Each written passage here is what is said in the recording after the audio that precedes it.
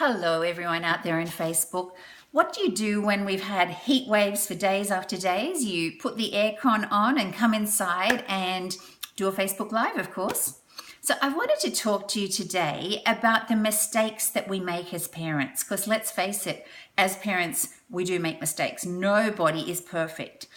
It's the toughest gig in town sometimes, isn't it? And yet it can be the most rewarding and the most fulfilling.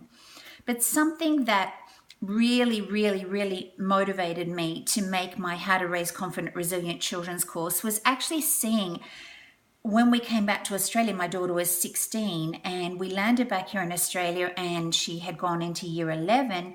And oh my goodness, what her old friends were getting up to when she arrived back was scary. It was incredibly scary. And I had to kind of really coach her through how to fit back into this society that had a really strong drinking culture, that had friends being incredibly promiscuous and just making really silly choices. So that was one of the reasons that prompted me to make my course. And I really want to accentuate to you that as parents, we're going to make mistakes, and that's okay, because like when we were tiny babies, the quickest way that we learned to walk and talk was to actually fall over and get up and have another go and review and correct, right? So that's what we've got to do as parents, because I don't know about you, but I certainly didn't get a parent's manual. And I made heaps of mistakes, and I probably still do. I think one of the most important things that we need to do when we make a mistake is to actually own it. To actually say to our children, I'm so sorry, I stuffed up. I shouldn't have spoken to you that way, or I shouldn't have reacted that way, or whatever it is. Because guess what? When we speak to our children that way and we own our stuff ups and we stop pretending to be Superwoman or Superman and putting on this amazing cape as if we know it all, that then teaches them to own their stuff ups, and that making mistakes is part of life, and in actual fact the quickest way to learn.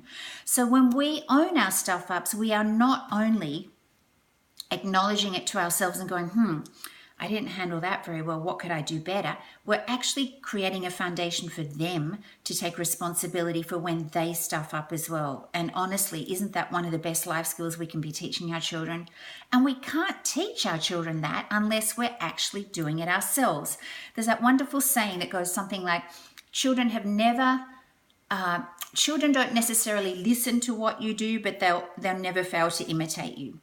So owning your stuff ups is incredibly important, and then also really creating a foundation for them to be able to talk to you about anything, to discuss anything, to ask you anything, just to talk over things that they're processing. Honestly, I don't think that we have ever been in a more challenging age to parent young children to actually grow up to be healthy, robust, resilient, confident young beings in the world. We have never been in this digital age before, where they are exposed to so many things. And unfortunately, with access to pornography and all sorts of things in the world, and really, media is just flooding them with how they're meant to look and how they're meant to behave. And if you're not doing this, you're not cool enough. We as parents really have to step up. And I found that when we did come back, it was such a culture shock for both of us, because in Hawaii, the drinking age is 21. So children are nowhere near ready from 13 to 16, which was how old my daughter was when we were over there, to be exploring sex, drugs, alcohol, any of those things. And yet we come back home and of course it's all happening, full on.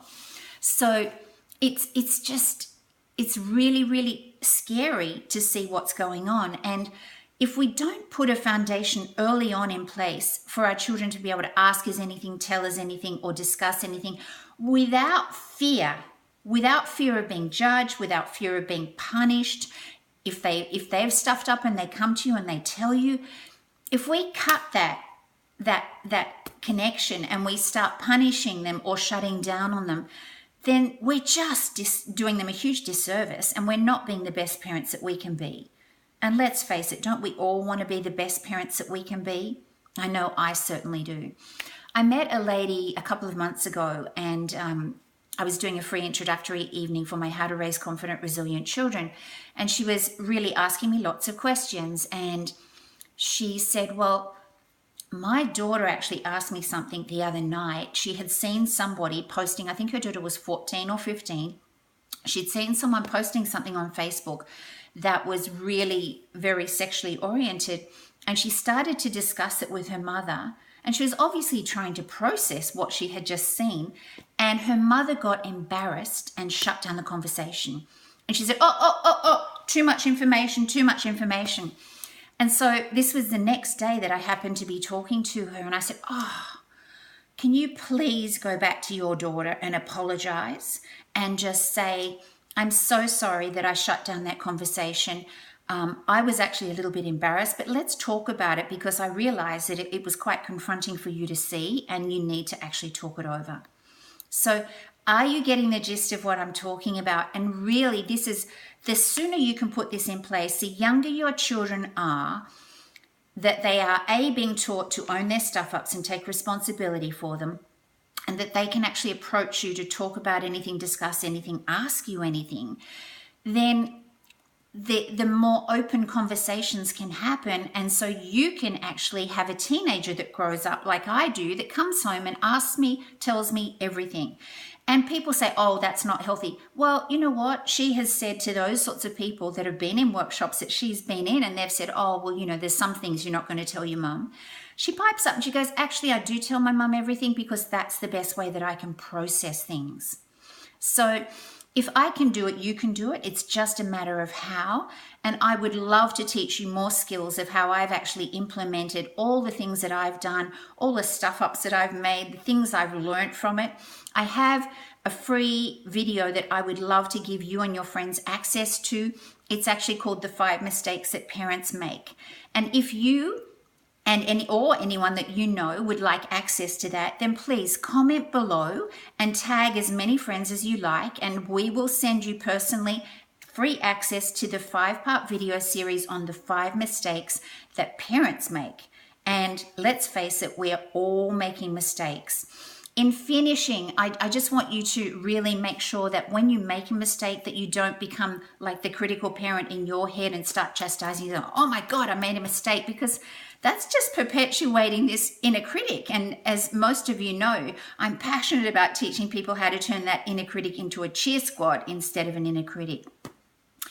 And just really realize that unless we actually create these little antennas, I call them, of awareness, we are going to parent the way that we were parented.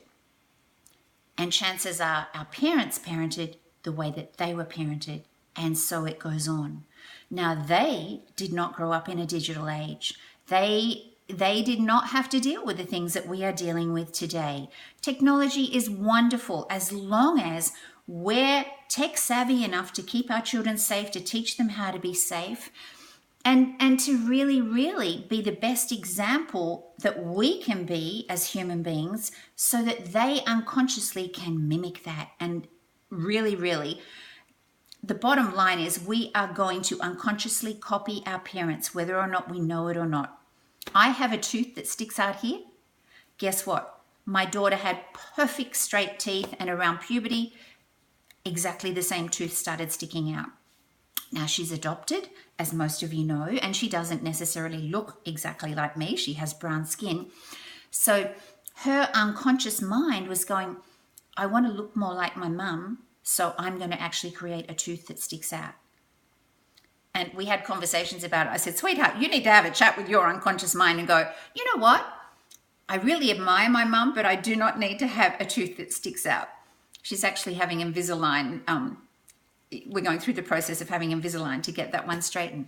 But I'm sharing that with you because that's how our children learn. Unconsciously, they are soaking up everything, every situation that we're in and how we handle it. If we absolutely melt into absolute, stress balls or overwhelm every time something doesn't go right in our lives, we're not teaching them to be resilient, are we?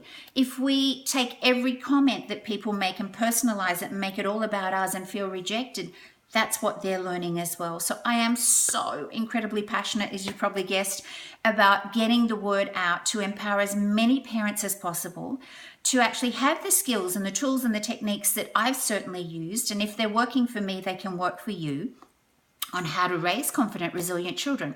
The first step, if you're interested, is to comment below if you'd like to have free access to my 5 mistakes that parents make, and tag as many of your friends that are parents, because let's face it, we're all in this together. And I would so love to create a community of parents that really do feel like they can cope, that we can actually bring up our children to be filled with confidence and self-belief and the resilient skills to cope when things go wrong, because the bottom line is things are going to go wrong. So thank you for listening to this Facebook Live, and I really look forward to seeing you and reading your comments. And please share this with as many friends as you can by tagging. Don't hit the share button, actually just tag your friends, because that's the technology we're using that will be able to give us access to send you access to 5 mistakes that parents make. So thanks so much. It's bye from me for now. If you're in Sydney or in Queensland with these heatwave conditions, I do hope you're in aircon or at the beach or at the movies or somewhere where you're staying cool. Thanks so much for your attention, and I look forward to seeing you on my next Facebook Live. Ciao for now.